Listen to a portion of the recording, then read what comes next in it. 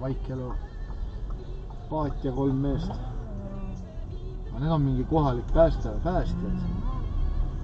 Nende töö ongi ootamine. Okei. Mis sa lootsid leida? Jaa, ma oleks sellest majast pihti tahtnud ja nüüd sa õues.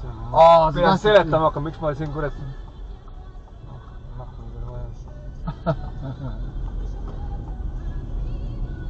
Kusjuures päästjatega, kui ilus ilm on alati oht, et keegi on majas.